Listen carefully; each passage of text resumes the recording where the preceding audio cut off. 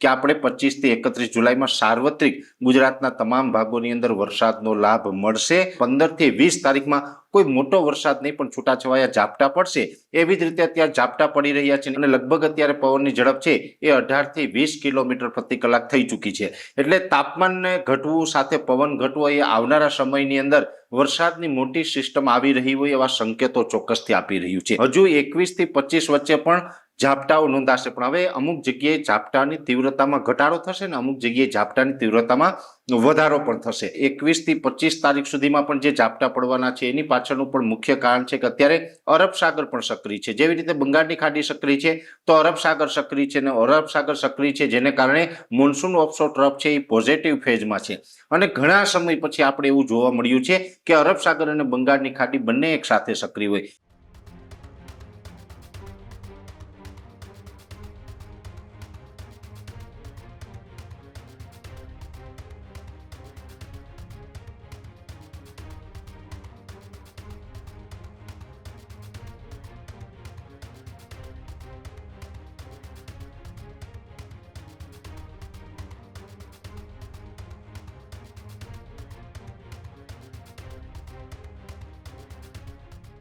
ગુજરાતમાં છૂટા છવાયા વરસાદોની વચ્ચે ફરી એકવાર વરસાદની આગાહી સામે આવી છે। હવામાન નિષ્ણાંત પરેશ ગોસ્વામીએ ભારે વરસાદની આગાહી કરી। પવનની ગતિ ઘટવાના કારણે વરસાદની સંભાવના છે। આજે રાજ્યના અનેક વિસ્તારોમાં ઝાપટા પડવાની સંભાવના। બંગાળની ખાડીમાં બની રહેલી સિસ્ટમ ગુજરાત માટે લાભદાયી પણ મનાઈ રહી છે તેવી વાત પરેશ ગોસ્વામીએ કરી। 25 જુલાઈથી લઈને 31 જુલાઈ વચ્ચે ગુજરાતભરમાં ભારે વરસાદ પડવાની સંભાવના છે। ઉત્તર ગુજરાત, મધ્ય ગુજરાત, કચ્છમાં પણ ભારે વરસાદ પડશે। તો બીજી તરફ અત્યારે બંગાળની ખાડીની જેમ અરબ સાગરમાં પણ એક સિસ્ટમ સક્રિય છે। અત્યારે બંગાળની ખાડીની જેમ અરબ સાગરની અંદર જે સિસ્ટમ સક્રિય છે, એટલે બંગાળ અને અરબ સાગર આ બંનેની અંદર જે સિસ્ટમ સક્રિય થઈ છે એ સિસ્ટમ વધુ મજબૂત બનવાની છે અને આગામી સમયમાં નથી વરસ્યો ત્યાં પણ વરસાદ વરસવાનો છે। 23 જુલાઈના રોજ ગુજરાતના અનેક વિસ્તારોમાં મેઘો અનરાધાર વરસે તેવી પણ સંભાવના છે। જ્યારે ગુજરાત માટે ભારે વરસાદની આગાહી કરતા પરેશ ગોસ્વામી જે છે જોવા મળી રહ્યા છે।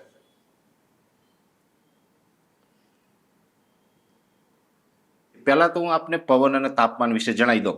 જે પ્રકારે આપણું અનુમાન હતું એ જ મુજબ તાપમાન છે અત્યારે નીચું આવી ચૂક્યું છે। અત્યારે એવરેજ તાપમાન, મહત્તમ જે તાપમાન છે એ 26 થી લઈને 29 ડિગ્રીની રેન્જમાં આવી ચૂક્યું છે, એટલે કે 30 ડિગ્રી કરતા તાપમાન નીચું આવી ચૂક્યું છે। એ સાથે પવનની ગતિ છે એ ઘણા સમયથી જે પવનની ગતિમાં વધારો થયો હતો એ મોટા ભાગે એટલે લગભગ 80 થી 90% વિસ્તારની અંદર પવનની ઝડપ છે અત્યારે ઘટી ચૂકી છે અને લગભગ અત્યારે પવનની ઝડપ છે એ 18 થી 20 કિલોમીટર પ્રતિ કલાક થઈ ચૂકી છે। એટલે તાપમાનને ઘટવું સાથે પવન ઘટવો એ આવનારા સમયની અંદર વરસાદની મોટી સિસ્ટમ આવી રહી હોય એવા સંકેતો ચોક્કસથી આપી રહ્યું છે। OLR ડાઉન થયું છે કેમ કે અત્યારે છૂટાછવાયા જે ઝાપટાઓ પડી રહ્યા છે, જે અમે લાંબા ગાળાથી એક અનુમાન આપ્યું હતું કે 15 થી 20 તારીખમાં કોઈ મોટો વરસાદ નહીં પણ છૂટાછવાયા ઝાપટા પડશે।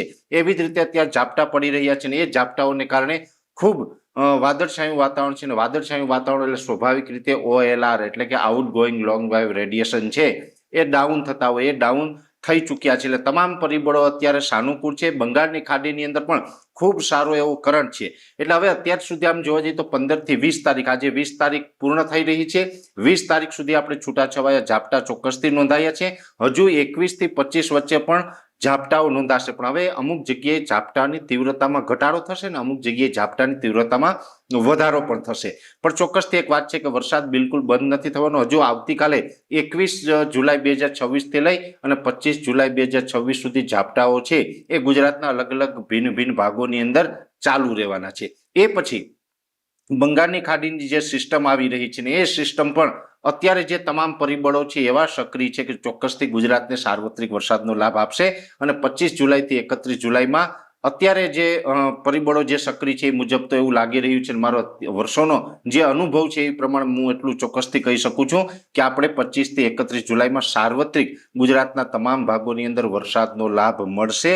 અને એમાં જોવા જઈએ તો જે વિસ્તારો વરસાદથી વંચિત છે, કચ્છ, દ્વારકા, જામનગર, પોરબંદર, મોરબી, સુરેન્દ્રનગર, વાવથરા, બનાસકાંઠા, પાટણ, મહેસાણા, સાબરકાંઠા અને એ સાથે બીજા અન્ય પણ વિસ્તાર એટલે કે સૌરાષ્ટ્ર, ઓલ ઓવર સૌરાષ્ટ્ર, કચ્છ, ઉત્તર ગુજરાત, મધ્ય ગુજરાત, દક્ષિણ ગુજરાત એમ તમામ વિસ્તારોની અંદર સારા વરસાદની શક્યતાઓ ચોક્કસથી રહેલી છે. બીજી વાત હું આપને એ પણ જણાવી દઉં કે અત્યારે જે ઝાપટા પડી રહ્યા છે, જે 15 થી 20 તારીખમાં જોવા મળ્યા છે, અને હજુ પણ જોવા જઈએ તો લગભગ કહી શકાય કે 21 થી 25 તારીખ સુધીમાં પણ જે ઝાપટા પડવાના છે એની પાછળનું પણ મુખ્ય કારણ છે કે અત્યારે અરબ સાગર પણ સક્રિય છે. જેવી રીતે બંગાળની ખાડી સક્રિય છે તો અરબ સાગર સક્રિય છે, અને અરબ સાગર સક્રિય છે જેને કારણે મોન્સૂન ઓફશોર ટ્રફ છે એ પોઝિટિવ ફેઝમાં છે.